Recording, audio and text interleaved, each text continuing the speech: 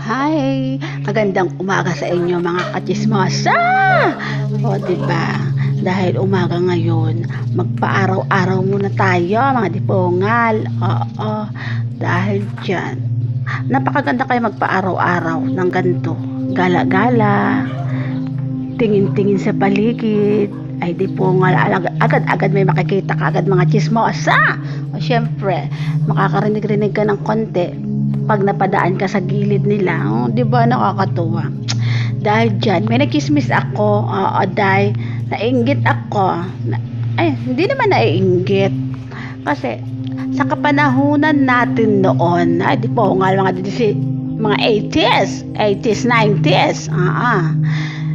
Mga estudyante kasi ngayon, 'di ba? Hinahatid sundo. Kahit maliit, kahit na konti ay malapit lang ang ating school, hatid sundo natin yan mga yan. Pero noon, dipongal, siguro isang beses lang napasukan. Pagpasukan pa lang, unang-unang araw, ihahatid ka, susundo ka. Oo. Pag pangalawang araw, hanggang mag-graduate ka hanggang grade 6, di po nga, ay mag-isa ka talaga. Oo. Kay noon naman kasi kapanahunan natin ay napaka-safe na safe talaga, day. Oo. Kay wala kang ka-relax-relax yung magulang. Walang ka-relax-relax kahit magkismisan sila maghapon diyan sa loob ng bahay o sa labas lang ng bahay. Hindi na yan pupunta sa school, kay mga relax na relax sila sa paghatid. Unang araw lang yon sa unang pasukan, yun lang. Pero sumunod na araw hanggang sa graduation, kay hindi yan napunta sa school, depende na lang kung may meeting. Oo, ganun ka safe talaga noon, dipongal. Sana ibalik sa dati yung pagiging safe talaga ng mga bata, kaya mahirap na. Kay alam mo naman sa panahon ngayon, kay iba talaga. So ibalik sana ang dati. So tara na, pasok na ako dahil kay syempre dito sa loob ng gate namin ay mga tulog pa yung mga kapitbahay. Kaya dahil dyan, may chismis na naman ako dahil dipongal. Oo. Kasi nga, meron akong ikukwento sa'yo, kaya tingnan mo ha. Dahil yan, may bisita na naman ako, lagi nakabantay, kaya gusto lagi nasama sa pagkikismis ko sa labas. Kaso, mahiyain siya dahil nababa siya. Ano ko pa, pati ako tawag doon.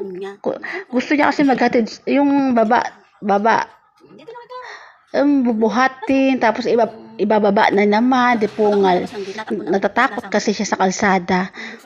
First time niya kasing magala, sa kagagala, makita niya maraming tao, natatakot siya. Kasi nga galing nga siya doon sa kalsada dati na niloloko ng mga bata. Nasasakpan siya dati, kaya ayaw niyang lumabas-labas.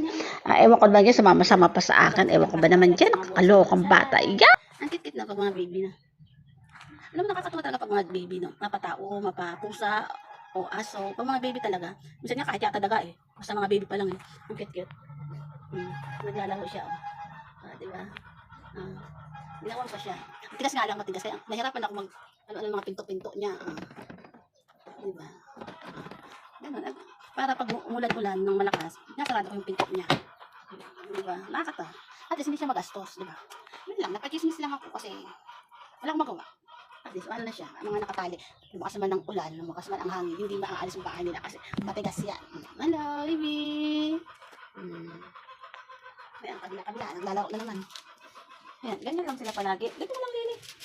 Naanang ko lang sila palagi ng ano, diyan ka na maglaro. Ito, napakatakaw nito, gusto lagi sa kain. Okay naman. Para mga baby talaga, nalagi-lagi na yan. Good morning, guys. Yan si guys. Kaya gusto lagi sila, guys. Good morning. Yan ang kanyang amo. Ito talaga ang amo niya. Siya kasi lagi ang kumuha ng lahat ng mga tuta, ay mga pusa din. Pakahilig niya talaga sa alaga.